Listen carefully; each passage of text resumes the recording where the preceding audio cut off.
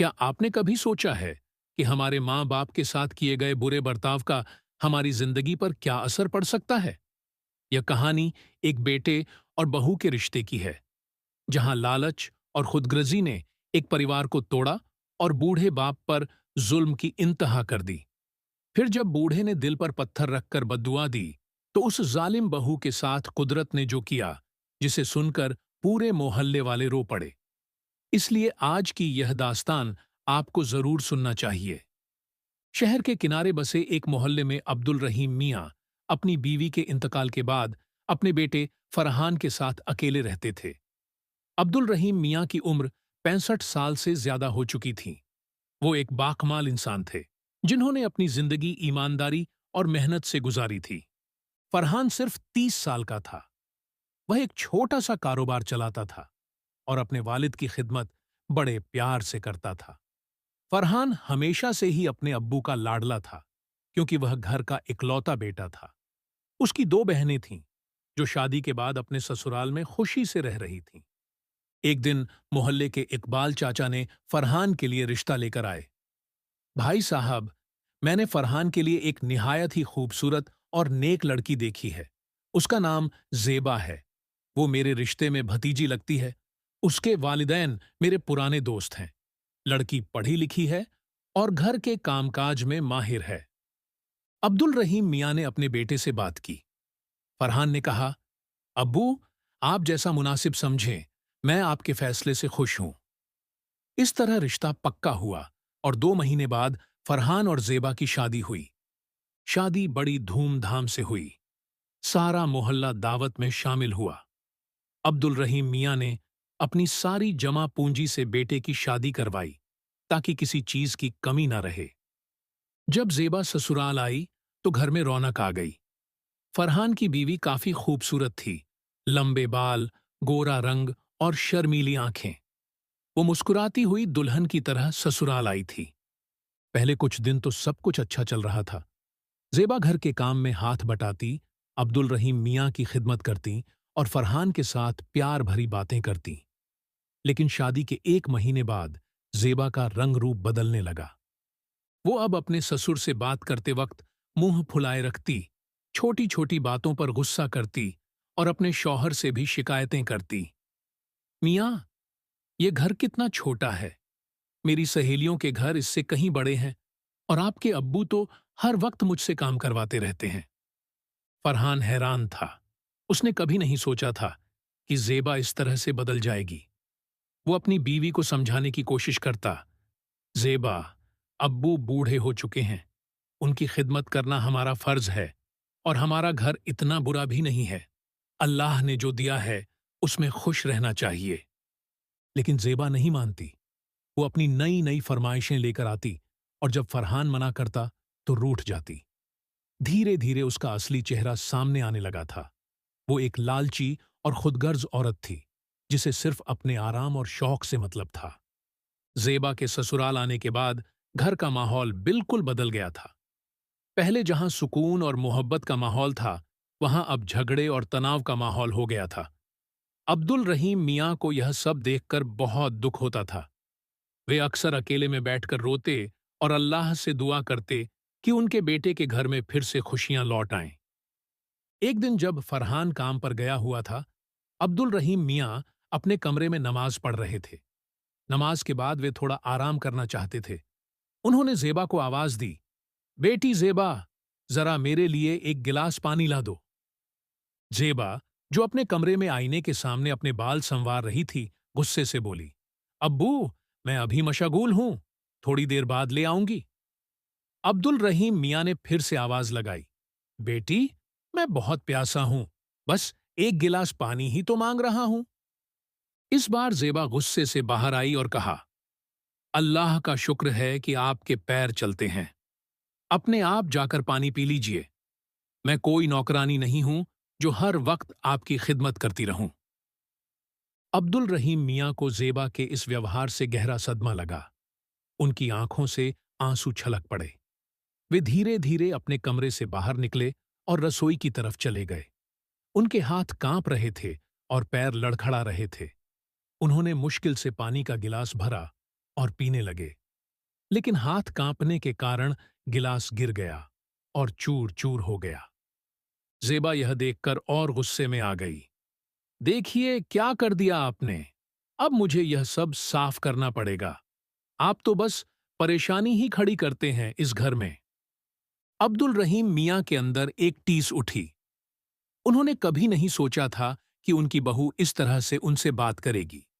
वे चुपचाप अपने कमरे में लौट गए और दरवाजा बंद करके रोने लगे। जब शाम को फरहान घर लौटा तो उसने अपने अब्बू को बहुत परेशान देखा।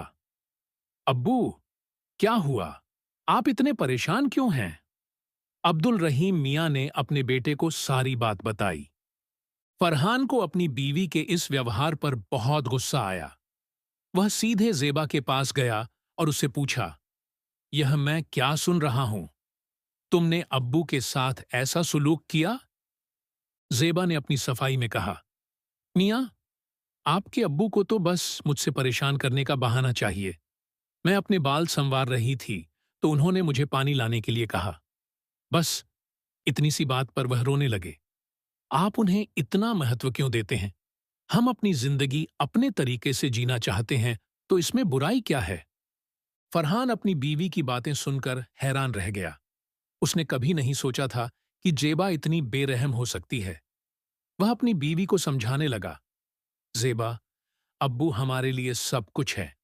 उन्होंने मुझे पाला पोसा है, मेरी परवरिश की है। हम उनकी वजह से ही इस दुनिया में हैं। उनकी खिदमत करना हमारा फर्ज है। तुम ऐसा व्यवहार कैसे कर सकती हो? जेबा ने अपना मुंह फुलाकर कहा, आप हमेशा अपने अब्बू की ही तरफदारी करते हैं। मेरे बारे में कोई नहीं सोचता। मैं अपने मायके में कितनी आजादी से रहती थी और यहां आकर क्या से क्या हो गई हूं। फरहान ने अपनी बीवी को समझाने की बहुत कोशिश की, लेकिन जेबा नहीं मानी। इसके बाद से घर का माहौल और भी तनावपूर्ण हो गया। फरहान अपने अब्बू और अपनी बीवी के बीच फंस गया था।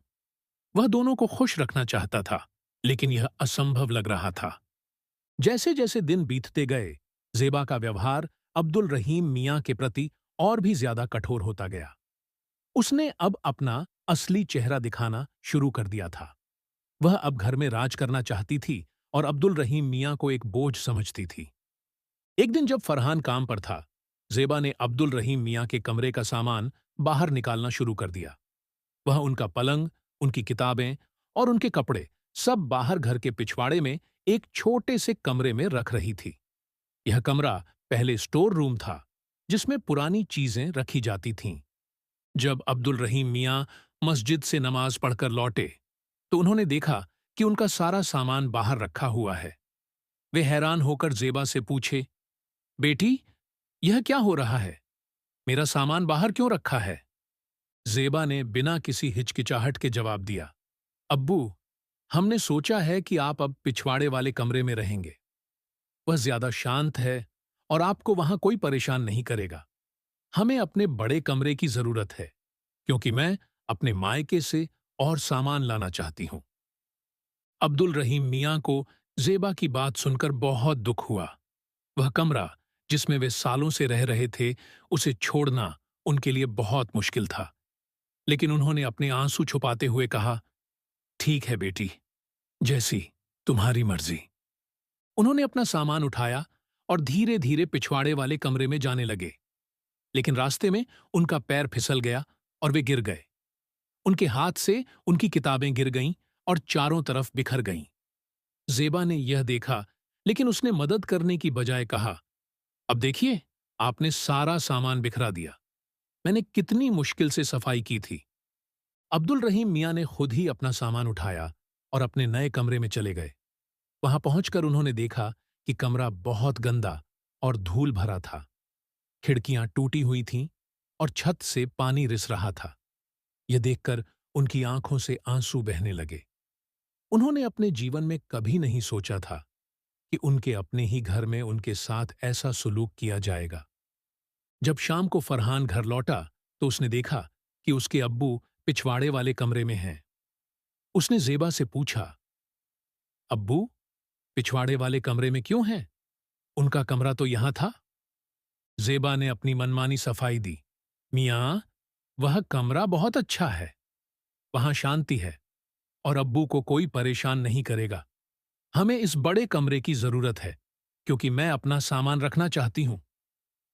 फरहान को जेबा की बात पर यकीन नहीं हुआ। वह सीधे पिछवाड़े वाले कमरे में गया और वहां का हाल देखकर वह हैरान रह गया। कमरा गंदा था, छत से पानी टपक रहा था और अब्दुल रहीम मियां एक कोने में बैठे हुए थे। फरहान की आंखें नम हो गईं। उसने अपने अब्बू से पूछा, अब्बू, आप यहां क्यों आ गए? मैं आपको वापस आपके कमरे में ले जाऊंगा। अब्दुल रहीम मियां ने अपने बेटे का हाथ पकड़ लिया और कहा, बेटा, कोई बात नहीं, मैं यहां ठीक हूं। तुम अपनी बीवी को नाराज मत करो। मैं अब बूढ़ा हो गया हूं, मुझे ज्यादा जगह की जरूरत नहीं है। फरहान ने अपने अब्बू को गले लगा लिया और रोने लगा। उसे अपनी बीवी पर बहुत गुस्सा आया। वह अपने अब्बू को वापस उनके कमरे में ले गया और जेबा से कहा, यह क्या बदतमीजी है? तुमने मेरे अब्बू को उस गंदे कमरे में क्यों भेज दिया? वे घर के मालिक हैं और तुम उनके साथ ऐसा सुलूक कर रही हो। जेबा ने अपना मुंह फुलाकर कहा, मैं तुम्हारी बीवी हूं और मेरा भी इस घर पर हक है। अगर तुम अपने अब्बू को मुझसे ज्यादा अहमियत देते हो तो मैं अपने मायके चली जाऊंगी। फरहान दोनों के बीच फंस गया था। वह अपने अब्बू का सम्मान करना चाहता था, लेकिन साथ ही वह अपनी बीवी को भी खुश रखना चाहता था। आखिरकार उसने एक समझौता किया। अब्दुल रहीम मियां को उनका पुराना कमरा वापस मिल गया, लेकिन जेबा ने शर्त रखी कि वे उसे परेशान नहीं करेंगे और उसे ज्यादा काम नहीं करवाएंगे। दिन बीतते गए और जेबा का व्यवहार अब्दुल रहीम मियां के प्रति और भी कठोर होता गया। अब वह उन्हें खाना भी ठीक से नहीं देती थी। अक्सर अब्दुल रहीम मियां को बासी खाना मिलता या फिर उन्हें खाना खाने के लिए घंटों इंतजार करना पड़ता। एक दिन जब फरहान काम पर था, जेबा ने अब्दुल रहीम मियां से कहा, अब्बू, मेरी एक बात सुनिए। मैंने फरहान से बात की है और हम दोनों ने फैसला किया है कि हम इस घर को 2 हिस्सों में बांट लेंगे। आप पिछवाड़े वाला हिस्सा ले लीजिए और हम सामने वाला हिस्सा लेंगे। इस तरह हम दोनों को आजादी मिलेगी। अब्दुल रहीम मियां को यकीन नहीं हुआ कि फरहान ने ऐसा फैसला किया होगा। उन्होंने कहा, बेटी, मैं फरहान से खुद बात करूंगा। जेबा ने झूठ बोला, अब्बू, फरहान ने ही मुझे यह कहने के लिए भेजा है। वह आपसे सीधे बात करने से डरता है, इसलिए उसने मुझसे कहा कि मैं आपसे बात करूं। अब्दुल रहीम मियां अपने बेटे के इस फैसले से बहुत दुखी हुए। उन्होंने सोचा कि शायद फरहान भी अब उन्हें बोझ समझने लगा है। वे चुपचाप अपने कमरे में चले गए और रात भर रोते रहे। जब अगले दिन फरहान घर लौटा तो जेबा ने उससे कहा, मियां, अब्बू से बात हो गई है। उन्होंने घर के पिछवाड़े वाले हिस्से को लेने के लिए हामी भर दी है। फरहान ने हैरानी से पूछा, किस बात की हामी? जेबा ने झूठ बोला, अब्बू ने ही कहा था कि वे अलग रहना चाहते हैं। उन्हें हमारे साथ रहने में परेशानी होती है, इसलिए मैंने उनसे बात की और उन्होंने घर के पिछवाड़े वाले हिस्से को लेने के लिए हामी भर दी। फरहान को जेबा की बात पर यकीन नहीं हुआ।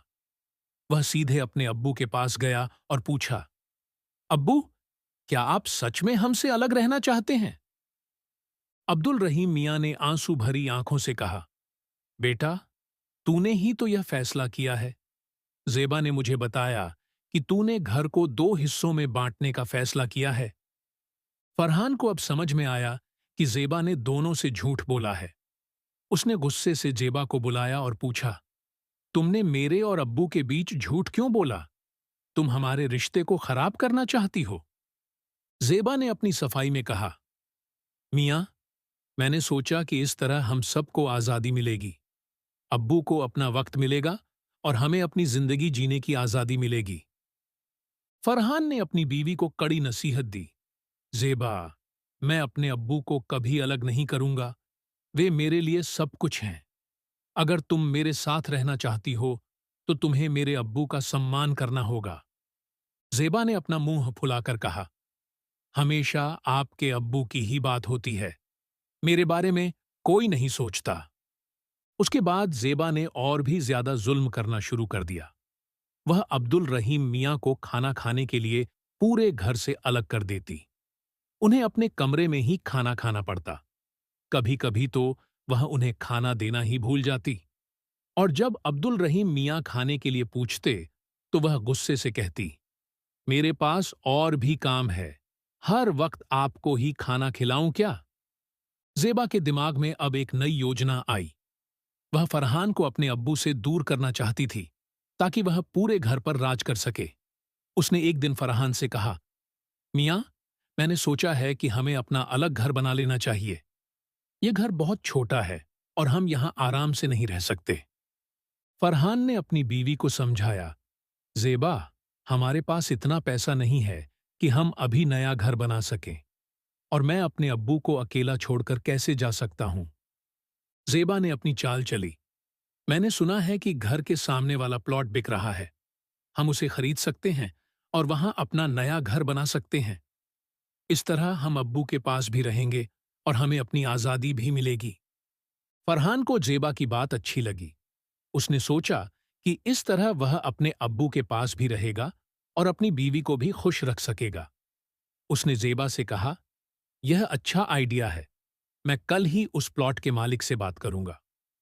अगले दिन फरहान ने प्लॉट के मालिक से बात की और उसकी कीमत पूछी। मालिक ने बताया कि प्लॉट की कीमत 5 लाख रुपये है। फरहान के पास इतना पैसा नहीं था। उसने अपने अब्बू से इस बारे में बात करने का फैसला किया। फरहान ने अपने अब्बू से कहा, अब्बू, मैं और जेबा सोच रहे हैं कि हम घर के सामने वाला प्लॉट खरीदकर अपना अलग घर बना लें। इस तरह हम आपके पास भी रहेंगे और हमें अपनी आजादी भी मिलेगी। अब्दुल रहीम मियाँ ने अपने बेटे को देखा और पूछा, बेटा, क्या तू वाकई में मुझसे अलग रहना चाहता है? फरहान ने जल्दी से जवाब दिया, नहीं अब्बू, ऐसी बात नहीं है। मैं तो आपके पास ही रहूंगा, बस थोड़ी आजादी मिल जाएगी। अब्दुल रहीम मियाँ को अपने बेटे की बात से दुख हुआ, लेकिन उन्होंने अपने दिल पर पत्थर रखकर कहा, ठीक है बेटा, अगर तू यही चाहता है तो मैं तुझे पैसे दे दूंगा। मेरे पास जो बचत है वह मैं तुझे दे दूंगा। फरहान खुश हो गया। उसने अपने अब्बू को गले लगा लिया और कहा, आप दुनिया के सबसे अच्छे अब्बू हैं। अब्दुल रहीम मियाँ ने अपनी सारी बचत, जो उन्होंने अपने बुढ़ापे के लिए बचाकर रखी थी, अपने बेटे को दे दी। उन्होंने सोचा कि शायद इस तरह उनका बेटा खुश रहेगा और उनकी बहू भी संतुष्ट रहेगी। फरहान ने प्लॉट खरीद लिया और नए घर का निर्माण शुरू करवा दिया। जेबा बहुत खुश थी। वह हर दिन नए घर का डिजाइन बदलती और महंगे फर्नीचर और सजावट के सामान के बारे में सोचती। फरहान अपने अब्बू के पैसों से नया घर बनवा रहा था और जेबा अपने सपनों का महल बनवा रही थी। जब नया घर बनकर तैयार हुआ तो फरहान और जेबा वहां शिफ्ट हो गए। अब्दुल रहीम मियाँ पुराने घर में अकेले रह गए। फरहान ने वादा किया था कि वह हर दिन अपने अब्बू से मिलने आएगा और उनकी देखभाल करेगा। लेकिन जेबा ने फरहान को इतना व्यस्त रखा कि वह अपने अब्बू के पास जाने का वक्त ही नहीं निकाल पाता था। अब्दुल रहीम मियाँ अब अकेले अपने पुराने घर में रहते थे। उन्हें अकेलापन बहुत सताता था। कभी कभी वे अपने बेटे के नए घर जाते, लेकिन जेबा उन्हें खुशी से नहीं मिलती थी। वह उन्हें महसूस कराती थी कि वे वहां अनचाहे मेहमान हैं। एक दिन अब्दुल रहीम मियाँ अपनी चाय पीने के बाद अपने बेटे के घर गए। वे अपने बेटे से कुछ बात करना चाहते थे। जब वे पहुंचे तो देखा कि फरहान घर पर नहीं था और जेबा अपनी सहेलियों के साथ गपशप कर रही थी। जेबा ने अब्दुल रहीम मियाँ को देखते ही अपना मुंह बना लिया और कहा, अब्बू, आप फिर आ गए। आपको पता है कि फरहान घर पर नहीं है। अब्दुल रहीम मियाँ ने कहा, हाँ बेटी, मुझे पता है। मैं तुमसे कुछ बात करना चाहता था। जेबा ने अपनी सहेलियों की तरफ इशारा करके कहा, देखिए, मेरे मेहमान आए हुए हैं। मैं अभी व्यस्त हूं। आप बाद में आ सकते हैं। अब्दुल रहीम मियाँ वापस अपने घर लौट गए। उनकी आंखों से आंसू बह रहे थे। उन्होंने कभी नहीं सोचा था कि उनका बेटा और बहू उनके साथ ऐसा व्यवहार करेंगे। दिन बीतते गए और अब्दुल रहीम मियाँ की हालत बिगड़ती गई। वे अब बूढ़े और कमजोर हो गए थे। उन्हें चलने फिरने में भी दिक्कत होती थी। एक दिन वे अपने कमरे में बैठे कुरान पढ़ रहे थे। तभी उन्हें सीने में दर्द महसूस हुआ। दर्द इतना तेज था कि वे बेहोश हो गए। जब उन्हें होश आया तो वे अस्पताल में थे। डॉक्टर ने बताया कि उन्हें हार्ट अटैक आया था और उन्हें आराम करने की जरूरत है। फरहान अपने अब्बू की हालत देखकर बहुत परेशान था। वह हर वक्त अस्पताल में ही रहता था और अपने अब्बू की देखभाल करता था। जेबा भी अस्पताल आई, लेकिन वह ज्यादा देर नहीं रुकी।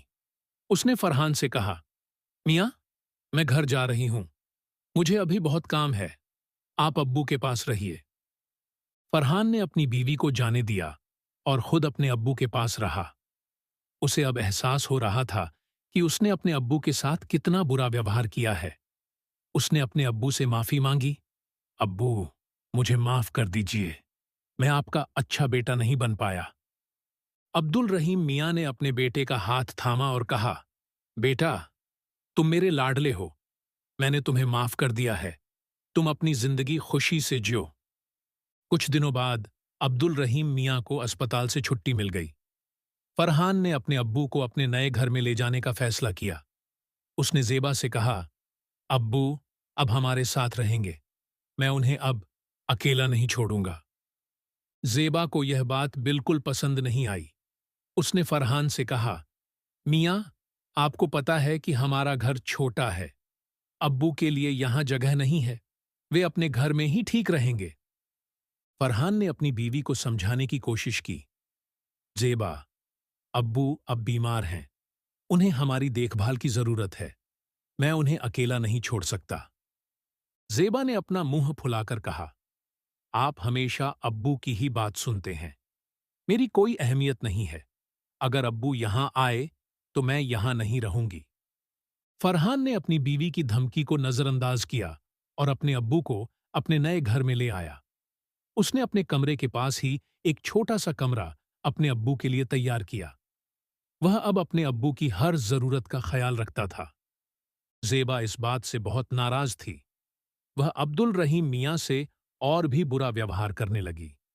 वह उन्हें खाना नहीं देती थी, उनके कमरे की सफाई नहीं करती थी और उनसे बदतमीजी से बात करती थी। एक दिन जब फरहान काम पर था, अब्दुल रहीम मियां अपने कमरे से बाहर आए और जेबा से पानी मांगा। जेबा ने गुस्से से कहा, आप फिर से शुरू हो गए? मैं कोई आपकी नौकरानी नहीं हूं। अपना पानी खुद ले लीजिए। अब्दुल रहीम मियां ने अपनी बहू की आंखों में देखा और कहा, बेटी, तुम इतनी बेरहम क्यों हो गई हो? मैंने तुम्हारा क्या बिगाड़ा है? जेबा ने गुस्से से जवाब दिया, आपकी वजह से मैं अपनी जिंदगी नहीं जी पा रही हूं। आप हमारे बीच में आकर हमारा सुकून छीन रहे हैं। अब्दुल रहीम मियां को अपनी बहू की बातें सुनकर बहुत दुख हुआ। उन्होंने अपनी आंखें बंद की और दुआ मांगी, या अल्लाह, मेरे बेटे को हिदायत दे और मेरी बहू को सही राह दिखा। लेकिन जेबा ने उनकी दुआ को भी मजाक में उड़ा दिया। आपकी दुआओं का कोई असर नहीं होगा। अल्लाह भी आपकी नहीं सुनता। अब्दुल रहीम मियां की आंखों से आंसू बहने लगे।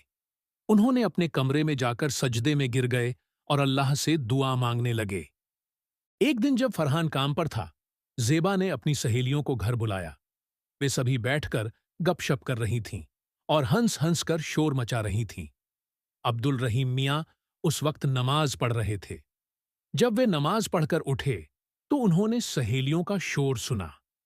वे अपने कमरे से बाहर आए और जेबा से कहा, बेटी, थोड़ा आहिस्ता बात करो, मुझे आराम करना है। जेबा ने अपनी सहेलियों के सामने अपने ससुर की बेइज्जती करते हुए कहा, देखा आपने, इन्हें हमेशा हमें टोकना होता है। इनकी वजह से मैं अपने घर में भी आजादी से नहीं रह सकती। अब्दुल रहीम मियां अपनी बहू के इस व्यवहार से बहुत दुखी हुए। उन्होंने अपने कमरे में जाकर दरवाजा बंद कर लिया और रोने लगे। बाहर जेबा और उसकी सहेलियां और भी ज्यादा शोर मचाने लगीं। वे जानबूझकर जोर जोर से हंस रही थीं और अब्दुल रहीम मियां का मजाक उड़ा रही थीं। कुछ देर बाद जेबा की एक सहेली ने कहा, जेबा, तू अपने ससुर से इतनी नफरत क्यों करती है? वे तो बड़े भले इंसान लगते हैं। ज़ेबा ने गुस्से से कहा, तुझे क्या पता कि मुझे इनकी वजह से क्या-क्या सहना पड़ता है? मैं तो चाहती हूं कि यह जल्द से जल्द इस दुनिया से चले जाएं, तभी मुझे सुकून मिलेगा। अब्दुल रहीम मियां अपने कमरे में यह सब सुन रहे थे। उनका दिल टूट गया। उन्होंने कभी नहीं सोचा था कि उनकी बहू उनकी मौत की कामना करेगी। उन्होंने अपने हाथ उठाए और अल्लाह से दुआ मांगी, या अल्लाह, अगर मैं तेरे नजदीक कुछ हूं तो मेरे बेटे को हिदायत दे और मेरी बहू को उसके किए की सजा दे। उसी रात अब्दुल रहीम मियां की तबीयत बहुत खराब हो गई। फरहान उन्हें अस्पताल ले गया, जहां डॉक्टरों ने बताया कि उन्हें फिर से हार्ट अटैक आया है और इस बार हालत बहुत गंभीर है। फरहान अपने अब्बू के पास बैठा रहा और रोता रहा। ज़ेबा भी अस्पताल आई, लेकिन वह ज्यादा देर नहीं रुकी। उसने फरहान से कहा, मियां, मैं घर जा रही हूं, आप अब्बू के पास रहिए। अगले दिन सुबह अब्दुल रहीम मियां की हालत और भी बिगड़ गई। डॉक्टरों ने कहा कि उनके पास ज्यादा वक्त नहीं है। फरहान अपने अब्बू के पास बैठा रहा और रोता रहा। अब्दुल रहीम मियां ने अपनी आंखें खोलीं और अपने बेटे से कहा, बेटा, मेरा वक्त आ गया है। मैं तुम्हें हमेशा प्यार करता रहूंगा। तुम अपनी जिंदगी खुशी से जियो। फरहान रोते हुए कहा, नहीं अब्बू, आप ऐसा मत कहिए। आप जल्द ही ठीक हो जाएंगे। अब्दुल रहीम मियां ने अपने बेटे का हाथ थामा और कहा, बेटा, मैंने तुम्हारी बीवी के लिए बद्दुआ मांगी है। मुझे माफ कर देना, लेकिन उसने मेरे साथ बहुत बुरा व्यवहार किया है। अल्लाह उसे उसके किए की सजा देगा। फरहान ने अपने अब्बू से कहा, अब्बू, आप ज़ेबा को माफ कर दीजिए। वह नादान है, उसे समझ नहीं है। अब्दुल रहीम मियां ने अपने बेटे को देखा और कहा, मैंने उसे माफ कर दिया है, लेकिन अल्लाह उसे उसके किए की सजा जरूर देगा। इन शब्दों के साथ अब्दुल रहीम मियां ने अपनी आंखें बंद कर लीं और इस दुनिया को अलविदा कह दिया। फरहान अपने अब्बू के जनाजे पर बैठकर रोता रहा। उसे अपने और अपनी बीवी के व्यवहार पर बहुत पछतावा हो रहा था। अब्दुल रहीम मियां के जनाजे में पूरा मोहल्ला शामिल हुआ। सभी लोग उनकी नेकी और अच्छाई की बातें कर रहे थे। फरहान अपने आंसू नहीं रोक पा रहा था। उसे अपने अब्बू के साथ किए गए बुरे व्यवहार का एहसास हो रहा था। ज़ेबा भी जनाजे में शामिल हुई, लेकिन उसके चेहरे पर कोई दुख नहीं था। वह अंदर ही अंदर खुश थी कि अब वह पूरे घर की मालकिन बन गई है और उसे किसी से डरने की जरूरत नहीं है। अब्दुल रहीम मियां के इंतकाल के बाद फरहान और ज़ेबा का घर फिर से रौनक से भर गया। ज़ेबा अपनी मर्जी से जीने लगी थी। वह अपने शौहर पर हुक्म चलाती और अपने मन मुताबिक घर चलाती। लेकिन फरहान अब पहले जैसा नहीं रहा था। वह अपने अब्बू की याद में अक्सर रोता रहता और अपने आप को कोसता रहता। उसे अपने अब्बू के आखिरी शब्द याद आते, अल्लाह उसे उसके किए की सजा जरूर देगा। एक दिन ज़ेबा अपनी सहेलियों के साथ बाजार गई। वहां उसने एक आईने में अपना चेहरा देखा और चौंक गई। उसके चेहरे पर एक छोटा सा दाग था जो पहले नहीं था। उसने सोचा कि शायद धूप की वजह से हुआ होगा और उसने ज्यादा ध्यान नहीं दिया। लेकिन अगले दिन वह दाग और बड़ा हो गया था। ज़ेबा ने अपने शौहर से कहा, मियां, मेरे चेहरे पर यह दाग क्यों आ गया है? मैं किसी डॉक्टर को दिखाना चाहती हूं। फरहान ने अपनी बीवी को डॉक्टर के पास ले जाया। डॉक्टर ने जांच की और कहा, यह एक तरह का त्वचा रोग है। इसका इलाज है, लेकिन थोड़ा वक्त लगेगा। डॉक्टर ने ज़ेबा को दवाइयां दी और कहा कि वह उन्हें नियमित रूप से ले। ज़ेबा ने दवाइयां लेना शुरू किया, लेकिन उसका दाग बढ़ता ही गया। अब वह उसके पूरे चेहरे पर फैल गया था और उसकी त्वचा लाल और खुरदरी हो गई थी। ज़ेबा बहुत परेशान थी। वह अपना चेहरा किसी को नहीं दिखाना चाहती थी। उसने अपने मुंह पर नकाब पहनना शुरू कर दिया ताकि कोई उसके चेहरे को न देख सके। फरहान अपनी बीवी की हालत देखकर परेशान था।